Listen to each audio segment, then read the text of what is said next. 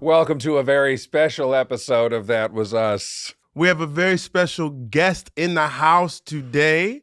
Everybody's favorite stepdad slash caretaker slash dad's best friend slash just all around homie. Ladies and gentlemen, we're talking about Jon Huertas. Welcome to the show. Thanks, guys. Thanks for having me. Miguel Thank you Rivas. for being here, man. That's right. I want to start off with something that I was asking. We were talking in episode 108, and we were talking how early on in the show, like the public perception of Miguel was not the most positive, shall we say. We could say that. They didn't have the information they needed. They didn't have the information. I was they like, if they needed. could flash forward to you know what I'm season 6 saying? and Slow see that burn, Miguel guys. episode. But Slow burn. The first question I have Slow burn Huertas. to Huertas as the actor, was that sort of like dislike from the public of the character internalized in any shape, form, or fashion? Did you have any feeling about it as you were going through it and people were like, nah, dude, that ain't right. You shouldn't have got with your best friends. Did you have any feelings? You know, I think, first of all, when the audience reacts the way that they react, it's something that we as actors can sometimes take personally. Sure, but, absolutely. Sure. And, you learn, when you study acting, you learn that, You studied? I did a little bit. How dare you? First of all, how very dare you? But you want people to like, you want people to like your character, even if you're the villain. Like, Sure. you want them to, love to hate you or whatever.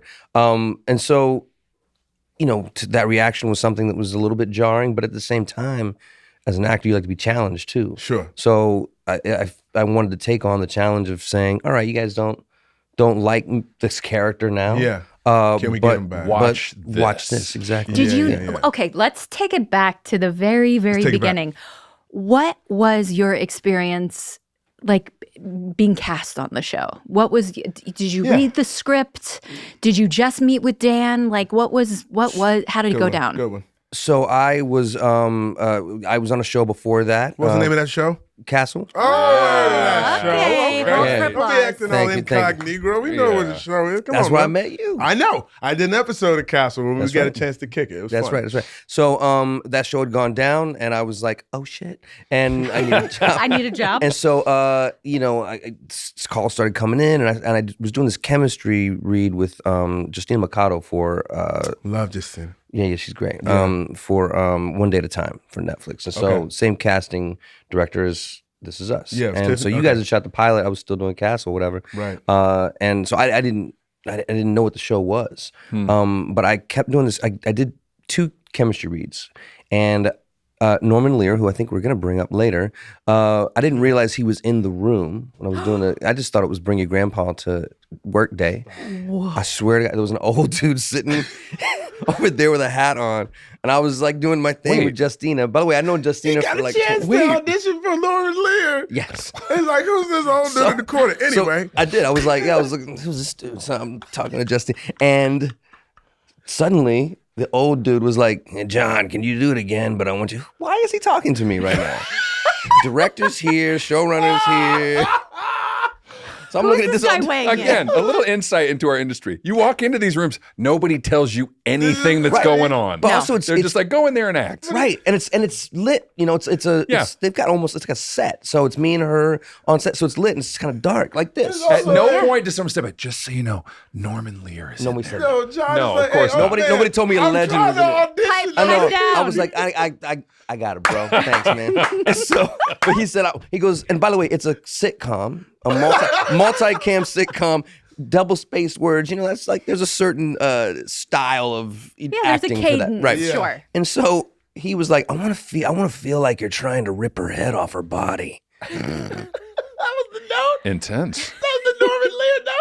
Okay. This And is so when I he did it gets again, and I Archie wouldn't. Bunker. So I didn't do his. No, I didn't do his note. You didn't do his I note. just did my thing. I do it my way. You know what I mean? I'm making my choices, bro. If you don't like it, cool. So Brass then, ones. so then Brass ones. but I didn't know it was him. So because everybody else is liking my shit. So then I leave, And I get a call and they're like, yeah, John, they want you to come back and do it again because, everyone loved what you were doing except Norman Lear thought that you just weren't getting to where he wanted. I was like, who? Norman, what? That was the old man? Because I thought Norman Lear was he was 94 when we were sitting in that room. The hat's the giveaway. Yeah. If you see an That's old the man in a signature. hat, That's Yeah. Norman Lear. It was either him or Woody Allen. Yeah, exactly. And Signature. he's canceled, so I know he wasn't. Yeah. He wouldn't be in the room. Right. But so I was like, that was Norman Lear? Oh my God. So then I go back, but I still didn't want to, because I didn't want to play a Latinx character I hear you. that was,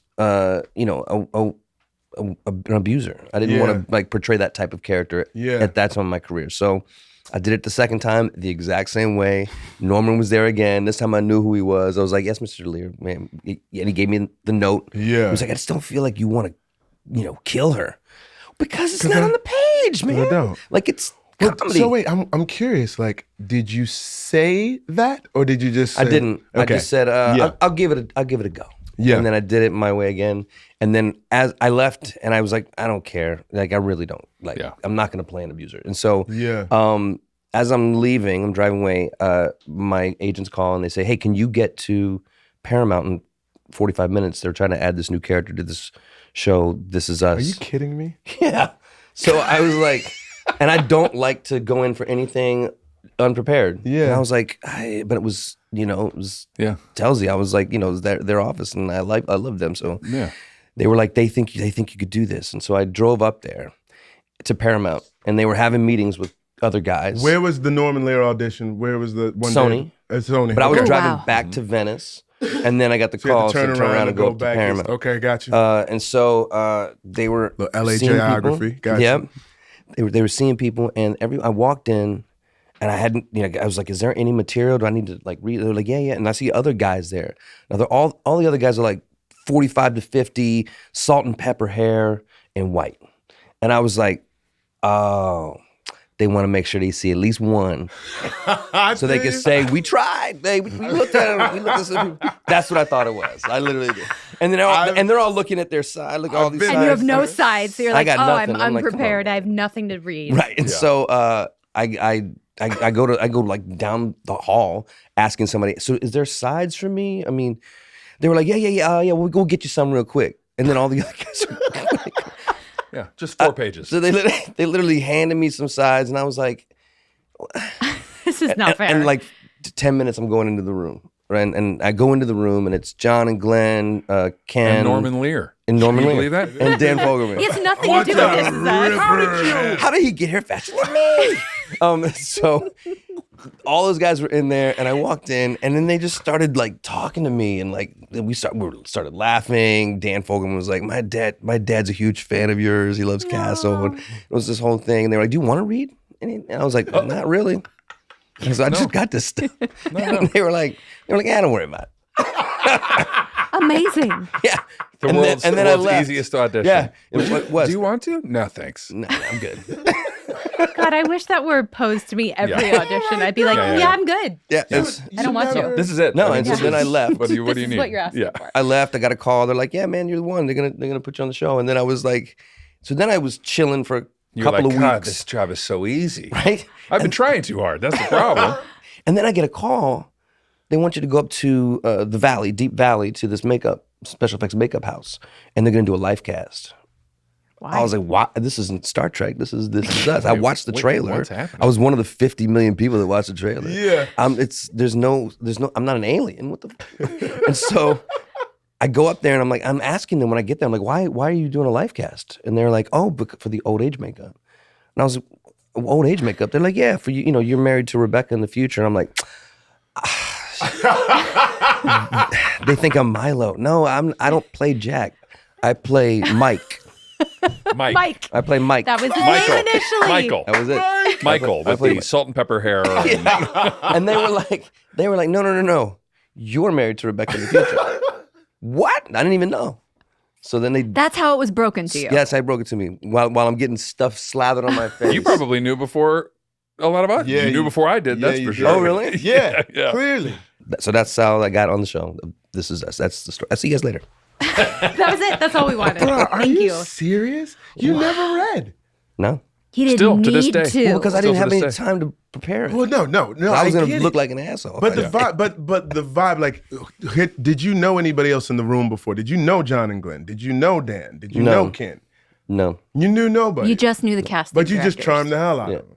Did you know that you just done 12 seasons of a hit TV show? They knew that. Yeah. They Goddamn clearly right. knew Yeah, that they you knew just that. done Yeah. 8 episodes, Yeah. eight seasons. 8 seasons. 8 seasons of the show. Don't worry, I know how to do this. But I will say this, that like John is kind of that dude. Yeah. Like John is, anywhere you go, you'll be like, oh, you know Huertas. You know my boy Huertas. Like Yeah. John is that connector wherever you are. That You like are somebody, the mayor of this town and this industry. Yeah. It's true. It's true. I can attest. We all picketed during the SAG strike last year Yep. together Yeah. quite a bit, and we couldn't walk 5 feet without somebody being like, John, like, and any event I go to, I'm just Same. like, John will probably be there. Yeah. Like that Or with you the meet play someone- opening. Oh, that's right. Oh, there's John. someone will come up to me. They'll be like, "I'm really good friends with somebody that you worked with." I'm like, Jon John? Huertas. Yeah. Yeah. They're like, "Yeah." I'm like, "Yeah." What, You're just that guy. You are an affable, kind, genuinely curious human being. So I'm saying that you being in that room, of all people not to have to read, I It makes get sense. And a man with a constitution who could handle the first season or two of the Miguel The unveiling. brunt. It was so like you guys were saying he probably just sloughed it off, but you're saying like no, you felt it a little bit.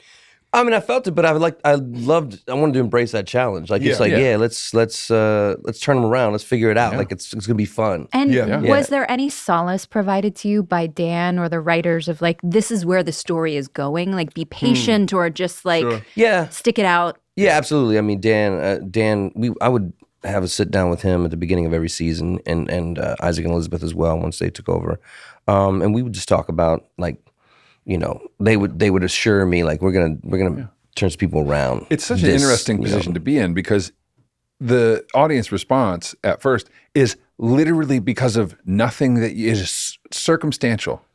Just because of the circumstance that they see. Every time we hear you speak, every time you interact with, you're a great, you're this wonderful guy. And then you're put in this like fast forward position of like, wait, what the fuck is happening here? What is Yeah. happening Jack, here? didn't Yeah. There was that conspiracy floating around for a while. sorry. Show are I'm you guys sorry. watching? Did people think that? Oh, Yeah. yeah. I mean, No, well, people thought a lot of crazy I kept things. saying it on red carpets. Because I got tired of them asking a question like, what's going on with Miguel and John? I'm like, well, Miguel clearly killed John. And they would be like, really? I'm like, no. No, guys.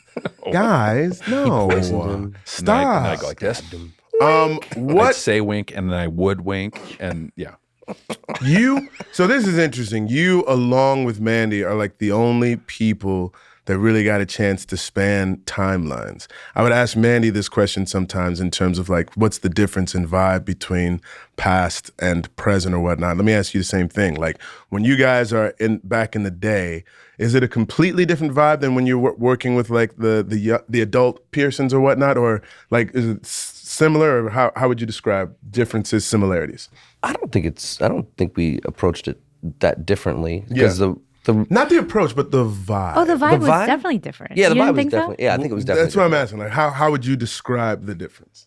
I don't know. Well, do you remember when we first were in our old age makeup? Yeah. And we were like, all right, how do we play old people?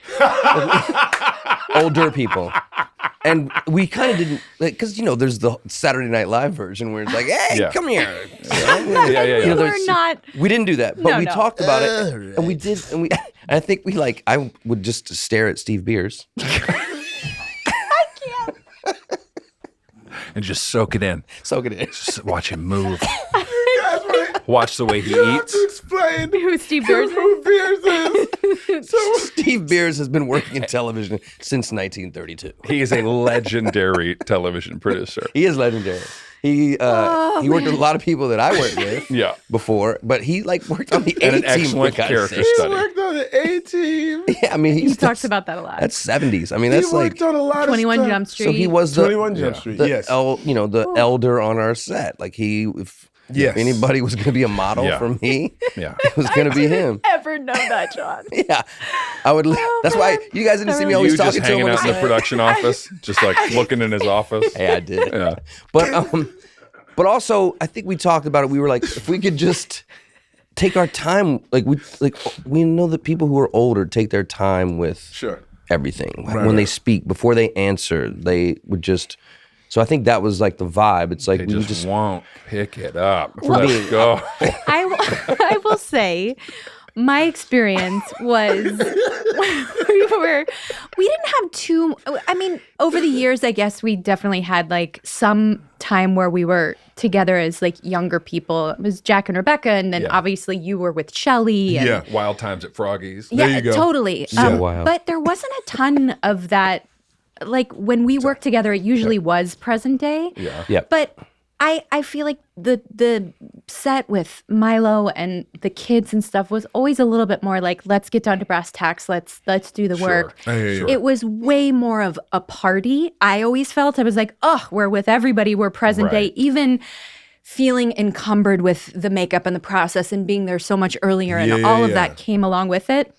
It was always like, oh, I'm going to be with John and Justin and Sterling and Chris, and it's going to be a laugh a minute. Like we're all going to like really. And you were trying to keep your face wrinkles I would try on. to like not laugh so much because I was. Which is a real insult. Which really got John going. It would make me try harder. Yeah. Like stop making me laugh or smile. I'm gonna pop those prosthetics. Yeah. Whose process is longer? Mine.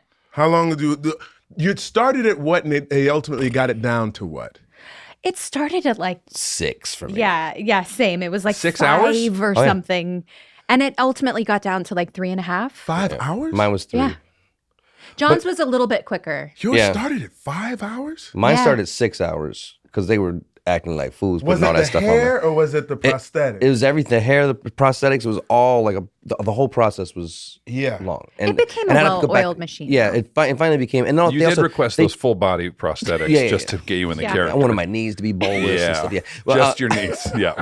I don't care if the audience can't see it. Bunions. I see it. I know I it. feel it. It's my character. I got to feel. I got to be Bunions in him. in your shoes.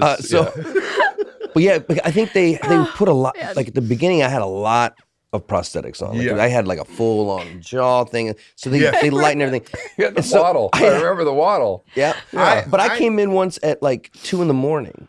to start my process because it was 2? Yeah, like first season or second season. I went to crew call was at 7. I went to lunch. Because SAG after. I had to go to lunch after 6 hours. Yeah. So I'm at lunch while everybody's at breakfast. And then at work. John was on we break for child lunch actor time. again. We only have him for 3 hours You had today. a 2 o'clock call? It was like, 2 or it was 3. I remember. You had a 3 something. Was it Nope. 2 or 3? When we 2:30 or shot 3? the therapy scene in season 2, it was a 2:30 call. 2:30. Maybe it was 2:30. 2:30 because of daylight hours. Yeah. I remember that. That's the earliest I've ever been called. Again. I don't complain. It is what it is, but I don't. But like anytime I think to do it, I was like, Mandy, and 2 and 2:30. John was you were my comrade in this like I mean, we did this for 6 seasons. Yeah. And John, I mean, you guys got a little flavor of it at the end, but like this was our every day. And John always had the best attitude, but also I love that John, you were like, rip it off. At the end of the day, you were like, I don't care. I'm like, I have to protect my skin. And you were like, I don't care. Yeah. She wanted to do like Sandpaper like a spa day at the end of the day. I'm like, I've been in this shit for 12 hours. Like, what chemicals do you have? I want that one. Yeah. That one's got the skull and crossbones on it. Is that lie? dip Did my it get it face in off? that. Yeah. Put the lie on my face. But remember, I would get out of there in like 10 minutes and Yeah. she'd be like, where's it going? John was like, he's done. John, Like half an eyebrow John would missing. come up to me. He's like, "Hey man, I got like crow feet. I ain't got no crow lines or whatnot." I was like, "What the fuck is this makeup doing to my face, man? I don't know what's going on." Like you. It ruined me. Same. You guys look fantastic. Oh, you're kind. Nothing John has and I been are like, we ruined. need face strips. The money is perfect. We could talk about like we're gonna get CO2 laser treatment. It's gonna be on the production. We never got it. that. Never happened. Resurfacing. CO2 resurfacing. Yeah, you're gonna fix my skin for this. Yeah. Didn't happen. It did not happen. Did not happen. More That Was Us after this short break.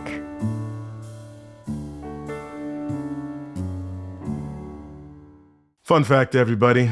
The least fun thing you can do with your bank account is overdraft. I'm sure many of us have had those times in our lives when we thought we had more money than we actually did. You wound up overdrafting, and then you have fees for not having enough money. They charge you money for not having enough money. Now compare that with Chime that will spot you up to $200 with no fees. Sterling, right out of college when money was tight and I was trying to get $20 to go feed myself on some fast food dollar menu, I would overdraw my account all the time, only to find out that the bank was charging me $35 every time I did this. Now, if I had had Chime, they would allow me to overdraft up to $200 with no fees so I could figure it all out. A Chime checking account helps you reach your financial goals while still enjoying life.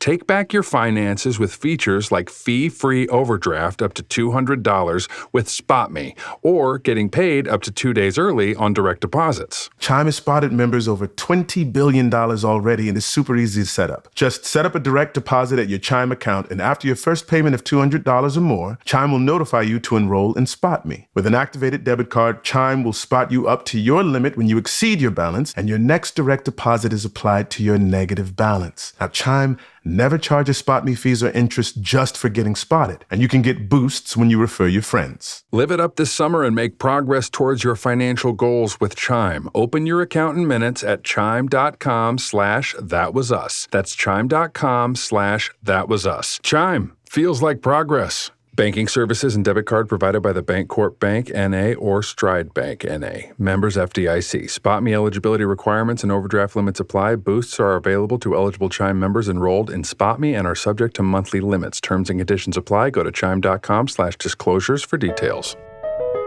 I have a family of 4. Chris, you have a family of 4. Mandy has a family of 4 plus, right? We all need our space. We all need places that can accommodate children nicely. We need a refrigerator. We need a way to cook. It's nice to eat out, but it's also nice to have the option to do things in the space that you are occupying. You get that with Airbnb. There are certain creature comforts that are available to you that a hotel simply cannot provide. My wife and I have used Airbnb all over the world. One of our favorite trips to Vashon Island, we had an Airbnb on a mountaintop overlooking the Sound. It was one of the most beautiful places we had ever been. When we are traveling, we want to be as comfortable, if not more comfortable, than we are at home. And the only way to do that is to stay in a home with all the amenities that we are used to. Is so much more comfortable and cozy than staying at a hotel. As a mom with 2 kids and another one on the way, the idea of staying in someone's home in an Airbnb is so much comfier and cozier and less chaotic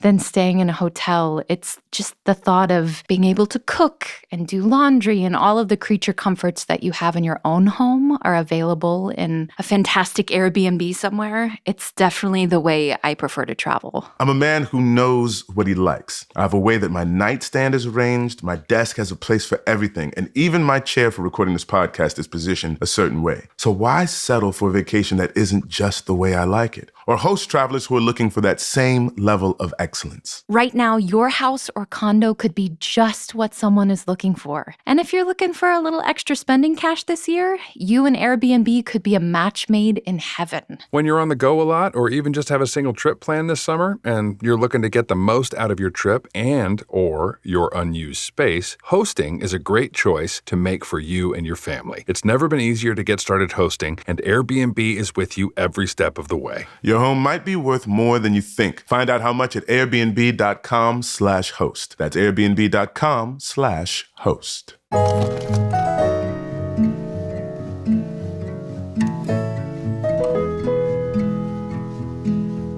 I want to fast forward a little bit. So for fans who are only just like watching along and they've gotten up to like 109 or what have you, I'm going to fast forward because I want to talk about Miguel and sort of like the arc of his character and everything that he went through and where he ultimately ended in terms of fan appreciation as well. Because I honestly do think, did you feel the love in the end? Absolutely. You yeah. did? Yeah. I got so much, love after the Miguel episode. I mean, so many people reached out and they saw like themselves in the character's story. Wow. Yes. Especially when it comes to the the caretaker storyline, but then also the being an Afro-Latino and like finally telling a story that was pretty complete around that kind of to identity. it a little bit just for a second, if I may, because we all watched that episode together. We did. Dan We did, that's had right. us. I mean, we should come back and do a whole nother episode just to talk to you about that episode. Oh, we will. Yeah, we absolutely. When we get there, absolutely for will. sure. But we were at what resort did he have? San Ysidro Ranch. Yeah, we were at the ranch, whatever. I could only come up for the day for some reason or not, but I'm so happy that I did because we watched 2 episodes together, and the first was 6:15. Yeah. Is Miguel's episode, and it was. Tell me how you got the director, because this is a pretty cool story, because it was our girl Zetna, who had directed like a couple of episodes before, and I think you saw her at the Paramount lot. Yeah. And it's like, yo, we got this episode coming up, like you should direct. And she, being Latina as well, I think it was like a perfect sort of symbiosis there. Yeah, but she wasn't directing. She was taking a break from doing episodic. She was trying to just do pilots and features. And she was like, yeah, my agents don't really want me. And then I'd said, this is an episode that speaks to who you and I are. It's there's a lot of Afro-Latino elements in this, and it's all Puerto Rico all the time. And she was like, what? Yeah. And she said, let me talk to my people. And then I told Dan and Jess, I was like, hey, I saw Zetna. And they're like, we can't get her. We've been trying to get her back. And I was like, she coming back, y'all. Because she talked to the mayor. For Jon. Yeah. She talked to the mayor. The dude does not have to read when they thought he had to read for shows. That episode, I mean, the capturing of an immigrant experience in terms of like what America means to them, seeing sort of like the sort of divide between where you came from and where you are, and how to sort of like meld those things together. Because at a certain point, they don't go together seamlessly. It's like, am I going to be like a capitalist sort of like seize the day sort of American person, or from a cultural thing, like it's more of a community-based sort of thing. And those two things are at odds with one another. And to see your character sort of go through that and sort of become estranged from his family to a certain extent, and then also be like, why did you bring me here? Like, you brought us here so that we could take advantage of everything that this country has to offer. And now it seems like you're sort of resenting that part. Yeah. Like, you want to speak to it a little bit? Yeah, I mean, I first of all, Johnny, who wrote that episode, did such a great job. Yeah. We had, in the writer's room, broke the story.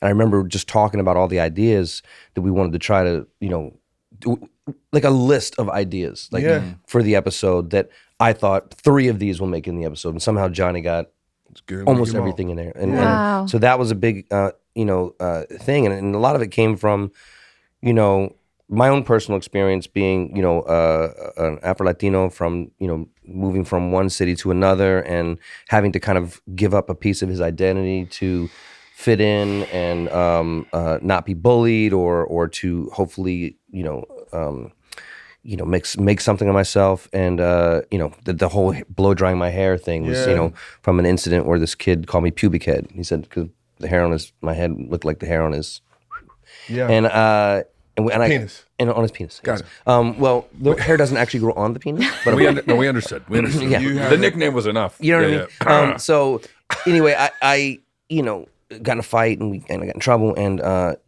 started blow drying. Well, the fix was a woman who my mom knew blew dry my hair straight. And so now he looks more white, so he won't get picked on. So then I did that every day through high school. And I need pictures, by the way. I need to see this. I'll have some pictures when I do my one-man musical. Copy that. But I gave up a piece of myself to appease oppression, This really assimilation. And so we wanted to kind of try to bring some sort of element of that into the Miguel story and show that he's like he gave up a part of who he was to become a capitalist. And if you remember, and especially in season 1 and 2, like he was always trying to get Jack to kind of toe the line and do the same thing. Like, hey man, it's gonna be better for your family if you got to join the country club, or you got to, all of these things. And what was great is that, Jack didn't really give up himself like that. But Miguel was, and he lost his family due to it. And I like that Miguel ended up having a full kind of circle moment, because once Jack died, once he started getting too close to Rebecca, he had to go and find himself. So that when he comes back, he's a better version of himself. Absolutely. And he's, prepared, even more wealthy. He is the most interesting man in the world. There is this article that we got sent, or that I found the other day. There's this thing. Did I send this to you? No, I saw it. You saw it. Someone sent it to me. This Norman Lear Center on This Is Us caregiving storyline. This is what art is supposed to do. It's an exclusive. And they're talking about just how it sort of opened folks' eyes to what caretakers go through. And it's like, we don't have enough depictions of it in art or what have you. My mom has ALS. We have, caretakers for her around the clock or whatnot. Like, it's a thing. And I'm blessed to have a certain level of resourcefulness, as the Pearson family is blessed to have a certain level of resourcefulness that not most families do. And they talk about that in the article too. They talk about that in the article. Like, it's like, we got to show people who don't have all these resources also, like, what they have to go through in order to make it happen. It was opening people's eyes, but the study was interesting because of our social media.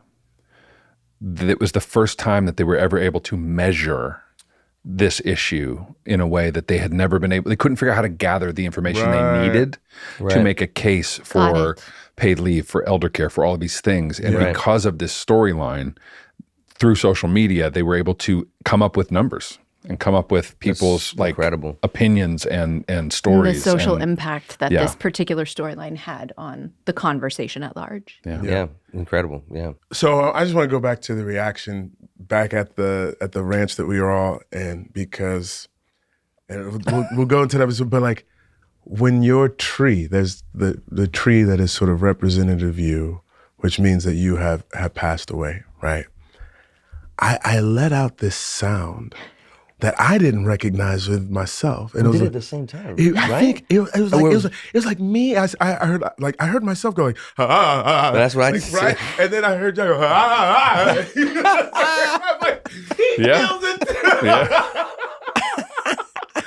We got him after the episode. Everybody in the room was speechless. Mm-hmm. It was so beautiful. It was so emotional. I'm wondering, like, it must have been a good feeling to be front and center in that episode.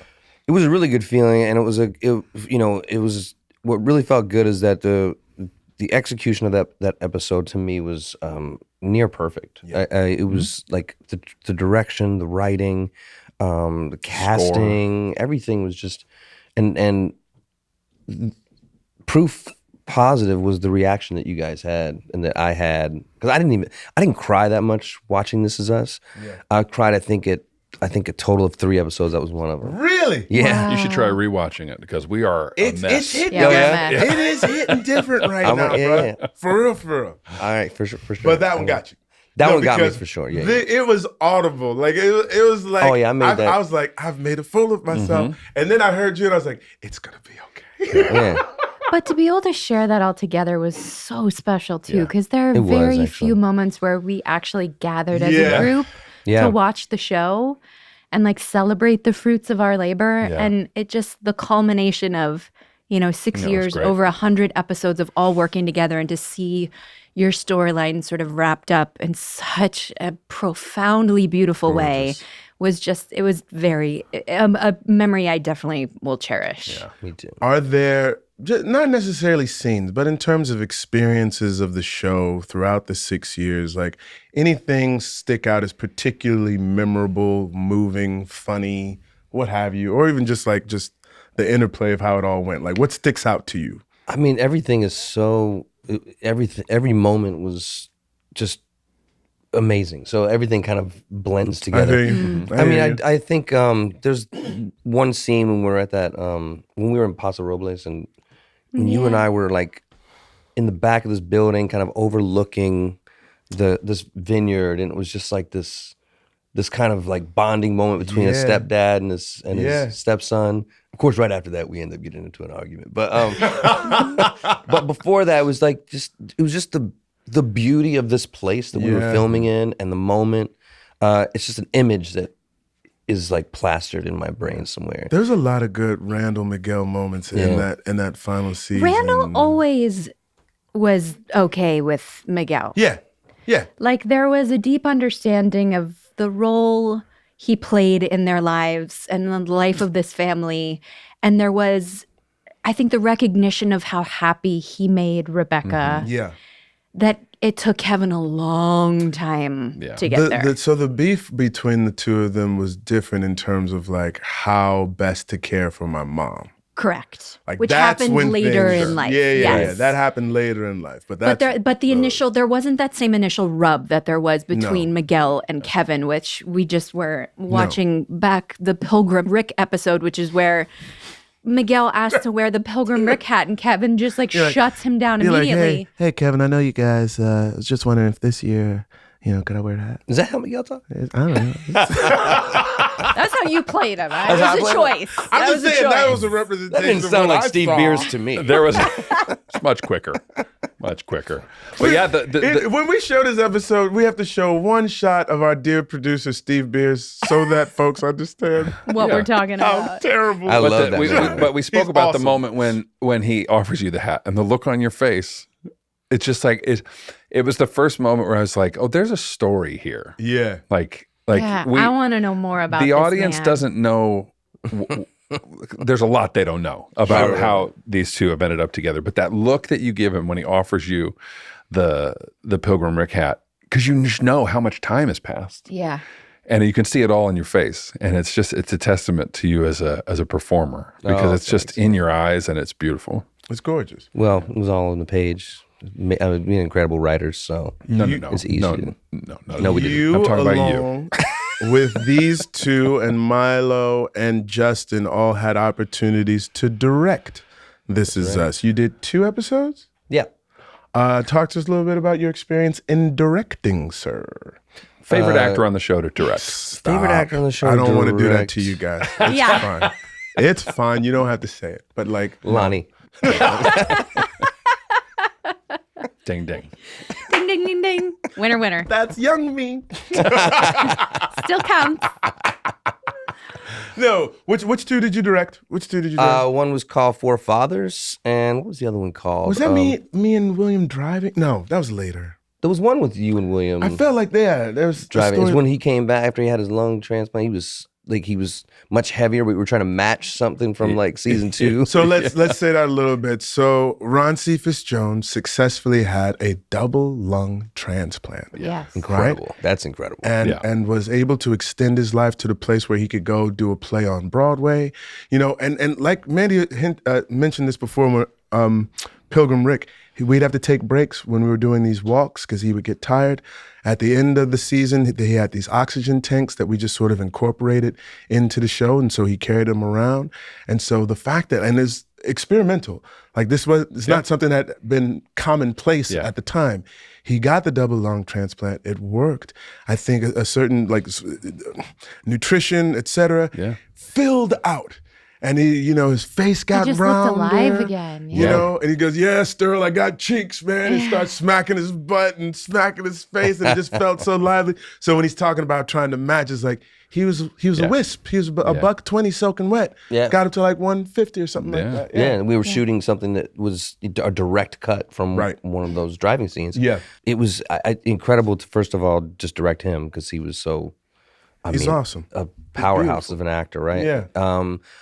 My experience directing on the show was, first of all, you guys are all so talented and so good. Thank you. That, especially you, Chris. And I was like, I'm a first-time director.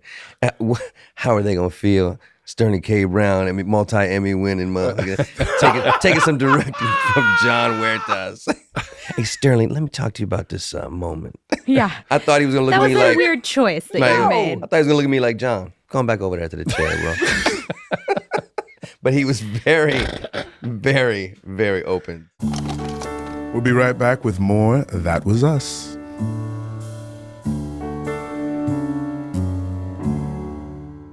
We are officially in the home stretch of summer. And you know what that means. School's about to start, work is about to ramp up, and staying hydrated is more crucial than ever. That's why I rely on my go-to hydration hero, Liquid IV. You guys, I love this stuff. I use it when I travel because I always get dehydrated when I fly. I use it post-workout. I mean, it's perfect anytime and it tastes great. Not too sweet. Does the job every time. And when I get finished with a workout and I need to get some fluid in my body, some hydration, because I sweat. Your boy doesn't perspire. I sweat. You drop a packet of Liquid IV into your bottle of water. You shake, shake, shake, shake, shake, shake, and you let that run down your gullet, hydrating your body instantaneously, getting that verve, that vim and vigor back into your soul. You understand what I'm saying? I use Liquid IV a lot during my first trimester of pregnancy because I know I needed to stay hydrated. Plain water just couldn't have sounded more disgusting to me. So adding a bit of flavor, knowing I was going to stay hydrated and I was getting the electrolytes that I needed, and also it added just a little bit of something to look forward to when I was drinking my water, was just a total game changer. Stay cool this summer with the reimagined flavors of iconic treats like Rainbow Sherbet and Popsicle Firecracker, or make your own Liquid IV popsicles. Plus, so many other great flavors you can find online or in stores, from acai berry and lemon lime to pina colada. Or if you're limiting your sugar, like Kate and Toby, Liquid IV has sugar-free flavors like raspberry melon, white peach, and green grape. If you can't pull over for popsicles, 1 stick of Liquid IV and 16 ounces of water hydrates better than water alone thanks to Liquid IV Hydroscience, an optimized ratio of electrolytes, essential vitamins, and clinically tested nutrients that turn ordinary water into extraordinary hydration. With 3 times the electrolytes of leading sports drinks packed with 8 essential vitamins and nutrients, Liquid IV is always non-GMO, vegan, gluten-free, dairy-free, and soy-free. Indulge in hydration this summer with Liquid IV. Get 20% off your first order of Liquid IV when you go to liquidiv.com and use the code TWU at checkout. That's 20% off your first order when you shop Better Hydration today using promo code TWU at liquidiv.com. Hey friends, as someone who enjoys watching everything at home and being caught up on the latest and greatest TV, shows, and movies, I can honestly say that I forget about half of the services I have signed up for. Fortunately, our new sponsor, Rocket Money, helps with that. Oh my gosh, I feel like I'm always finding subscriptions that I forgot about, that I've been paying for years, that some sort of streaming network that I signed up for to watch a movie or a TV show, and years later I'm still paying for it and I've never used it again. I signed up, I went in, and I found, I would say, like a dozen subscriptions that I had forgotten about that were just being auto-charged to my accounts, including, and this was crazy to me, I don't know how this happened, duplicate accounts. I was paying twice for some things. And Rocket Money went through all of my bills, sorted them out, and I could get those things out of there and get them off my bill and save a ton of money. Most Americans think they spend about $62 per month on subscriptions. But, get this, the real number is closer to $300. Rocket Money is the modern-day version of change in the couch cushions, except it's $300 per month. That is literally thousands of dollars a year. Rocket Money is a personal finance app that finds and cancels your unwanted subscriptions, monitors your spending, and helps lower your bills so you can grow your savings. Here are the stats. Rocket Money has over 5 million users and has saved a total of $500 million in canceled subscriptions, saving members up to $740 a year when using all of the app's features. Stop wasting money on things you don't use. Cancel your unwanted subscriptions by going to rocketmoney.com/TWU. That's rocketmoney.com/TWU. rocketmoney.com/TWU.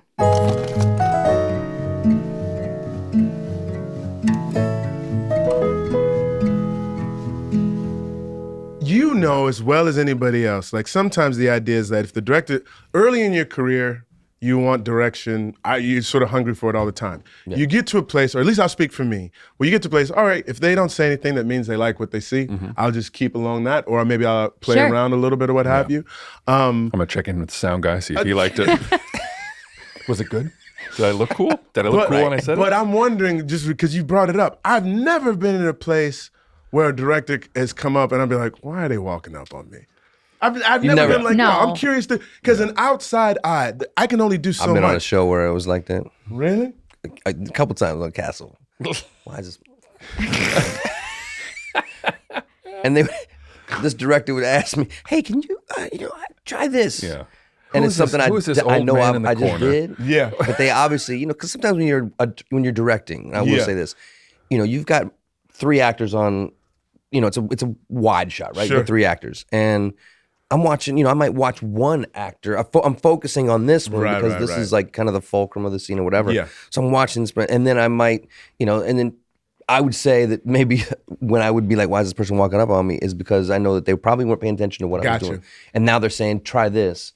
And you did that already. And I did that already. Okay. And then I'd be like, so they'd walk away, and I'd turn to the guy who played my partner, Seamus. I'd be like, I'm going to do the same shit. Watch this. And I would do it. And then I'd yell behind the camera, how was that? Was that what you were looking for? That was perfect, John. Thanks. And I'd look at Seamus like... So there were some times when I would be like that. You never have on This Is Us, I'll say. Yeah. That explains your fear, by the way, that somebody was going to do that. This is what you do to other people. You know what I'm saying? I would never do this. It's true. I don't know. It's like, even if I didn't understand the note, because I've had moments of not understanding a note. Sure. Yeah. And I'm curious how we all deal with this, because in my mind, I'm like, all right, they said this. That doesn't make sense. Now I have to figure out what it is that they mean and see if I can. And then I'll go ahead and do something. Yeah. And then I'll ask them, is that what you're talking about? 9 times out of 10, I wind up sort of like hitting In the mark. ballpark, yeah. And No, then but every once in that'll a while- work. something, you know what I'm saying? Because I just never want to, the process, I'm keenly aware, as the one person who didn't direct, of how much responsibility is in the director to make the day, right? To keep this ship moving, to get their shots, et cetera, et cetera. So like, if I don't have to slow it down, I'm going to do my best not to slow it down. If I really don't understand, I'll be like, hold it. Let me say it one more time. I may do something like that, but only if I just have to figure it out. Yeah, and that's the thing. You don't want to you don't want to be the one bogging it down. Yeah. Like and that's why I always say, like, to directors that are coming from behind the camera or coming from the editing bay, I'm like, yo, man, have you taken an acting class? Because it would be really, beneficial if you knew our language. So if you want to get something from an actor, to understand how to ask them for it, and instead of saying like, can you do it again, but maybe this time, I don't know, faster or no, maybe slower. No, you know what? If you let's just do it again. Although I have gotten we're going to do it again, just faster. Oh yeah. Let's take the air I out. never understood that until I directed an episode. Right. And I got into the edit, and the first person I called was John. I was like, John, You did this. when we were shooting this thing, it was great. And I'm watching this, it is garbage. So slow. I'm like, John, these are amazing actors. And what I have done is made garbage. And You did call. I did. We talked about I was like, I don't know what to do. And it was the first time in my life I was like, that's what directors are saying when they're like, just one faster. Or like, or I can get you the pace note it up? now. Because You pace it up. faster is a trigger word. their- You go, can you pace it up a little bit? Yeah, just to remind everybody on set, we're trying to get this story into 42 minutes. Okay, great, let's go. Let's take the air out of it and let's do it one more time. Yeah. Take that pause off. Well, clearly you loved directing so Yeah. much because you've really gone on and made that like a huge part of your life now. Yeah, I and mean, that's so all This Is Us was like your Yeah. first experience directing. Yeah, an episode of television. Yeah. It's Got it. definitely my first experience directing. And I Just love traffic it. before that. Yeah, it used to be a Over this way. Get out of here. Air traffic Get out of control. here. yeah. You shadowed traffic, you yeah. shadowed Olin. I remember because we were doing we were at the cabin again. Like, wasn't that the first when you shadowed? Were you shadowing Ken? I think Yes. It was when we were introducing. It was the wedding of Kate, wasn't it? At the Toby and Kate? Yeah. You were out there at the cabin. I think you were shadowing Yeah. then. That's right. Okay. That's right. Yep. What things did you learn from Ken not to? Oh, This is not a safe space for me. You gotta speak in Ken complete did- it's fine. sentences. It's fine. Ken doesn't know No. what a podcast Yeah, no, I Ken did. doesn't know we're even doing a podcast. Yeah, Ken doesn't know what a podcast is. You're right.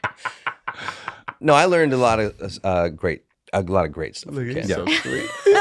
So diplomatic. I did. You went on. You did Justin's show up in Tracker. Canada. You've done Yeah, tracking. Tracker. What Oh. else? Have you done anything? I did the company key. You did the company keep with Milo. a couple episodes of the Rookie Feds. Okay. Yeah, I'm doing the Irrational. Are you at a place now? Is being in front of the camera still something of interest to you? Only if it's something that a friend is doing. Okay. Something very, very, very interesting, or something I'm developing. But Okay. I like being behind the camera. So you're not trying to be for hire as an actor anymore? Not as much. Okay. Yeah. I mean, it's got to be something cool. Like I'm doing an animated show, which is cool. Yeah. For Disney, it's a lot of fun. It's a Latinx show. It's with Rita Moreno, so I best be doing that. Okay. That's it's like it's got to be really, really interesting for me. I'm not trying to, I'm not really guest starring on shows or trying to get another, long run on a procedural or something like that. Unless it's something that I've developed. We have a couple of shows set up like Amazon and Lionsgate, so we'll take them out and see what happens. Okay. But, You'll go in, but you're not going to read. I won't read. Didn't read for this. I mean, I don't read. that's the I stopped reading precedent about 7-8 that's years been ago. I mean, I'll say hi. What we were talking a little bit about you, just how endeared you are to all of our hearts. You're funny. You're intelligent. You're a kind human being. Like when you are around, I never think that like Jon doesn't want anything other than the best interest for me and for everybody that is in that That's space. very true. An addendum to that, like you're former Air Force. Mm-hmm. How many years? 4 years? 8 years. 8 years in the Air Force. And you were there and you were like doing some sort of like did you go to acting school from the Air Force? Like, is that while I was in the Air Force, I studied musical theater. Yeah, musical theater. Yeah, because they paid for it for most of it. Now, you guys know about Amanda Lee Moore and about Chris Sullivan and their vocals.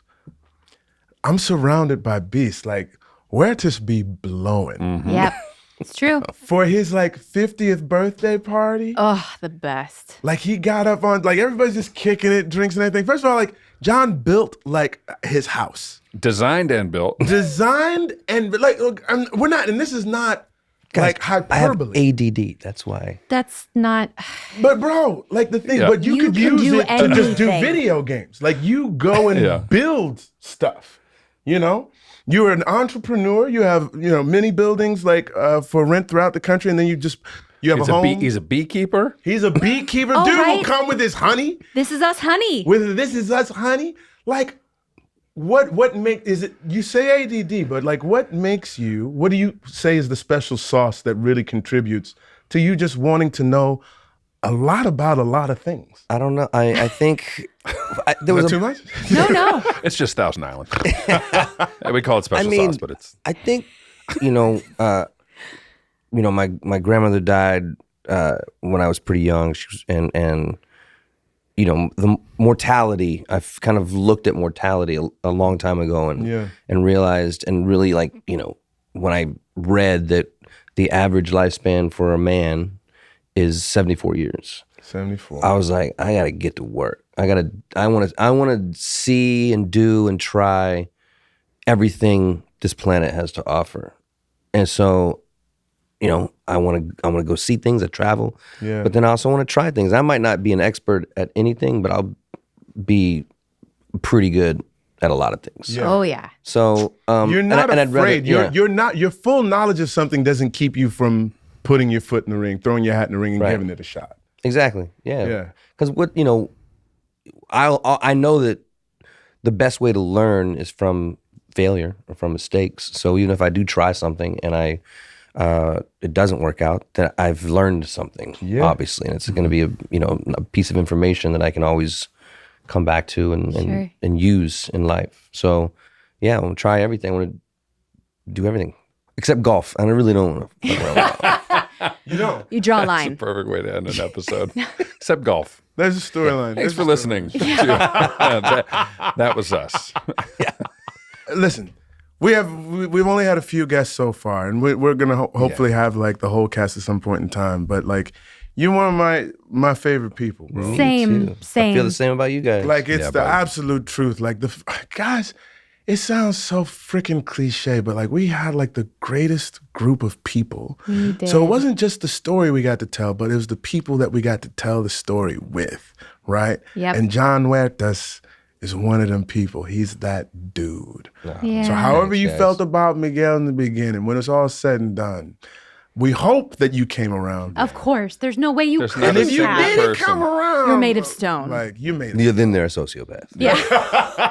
Or Full stop. They bailed early because they couldn't go that emotionally. They're like, yeah, season 4. Okay, I can't go in. I've had people tap out. They'll tell you that. They were like, you guys just kept doing it to me. I just had to take a break. And I was like, we understand. We're But there when I'm you're ready. so grateful that I got to do this with you, Jon. Like, because I think we had such a specific experience together. Yeah. and I think so too.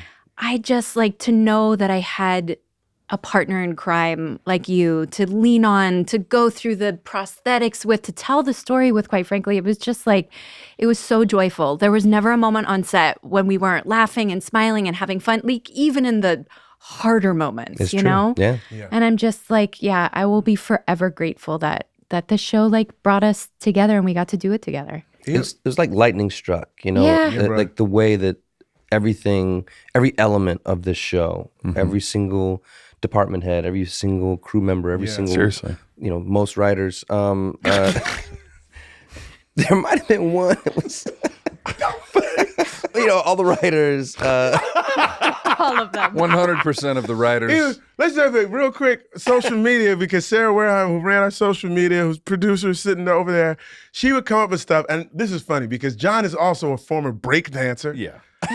Like, dude is Everything. Dude is I was ridiculous. like, oh, and a So- scuba diver. here's Like, thing. the list goes on Brown and on has and on. like decent rhythms. I was like, all right, I'm about to go murk Jon up in this dance thing or whatever. Yeah. And I go look at the comments and like, Miguel was serving Yeah. that Yeah. joint. It definitely helped that he was 75 in 75-year-old makeup. Yeah. Oh, The totally. makeup Breaking helped. it Like, down. wow, Yeah, exactly. Like, The makeup smooth. high-waisted trousers. pleated. And Yeah. Pleated I in the remember one front. day we were there. We got Mandy to do her go-to move. When Mandy My said, little toe, we were toe like- twist. and you were doing something else. I was like, come on, mama. That was it so a much joy. fun. We had it so We much fun. really did. We had a blast. We did. We had a blast. We hope you guys had a blast watching us. Thank you for being with us today, course, my thanks for brother. You having have me. to come Appreciate back you. so we can like dive into some specific Absolutely. episodes with you at some Absolutely. point. Absolutely. I'll be here. I live close. We live real close. You want to look down the barrel and say that? That was us. Boom. That Was Us is filmed at The Crow and produced by Rabbit Grin Productions and Sarah Wareheim. Music by Taylor Goldsmith and Griffin Goldsmith.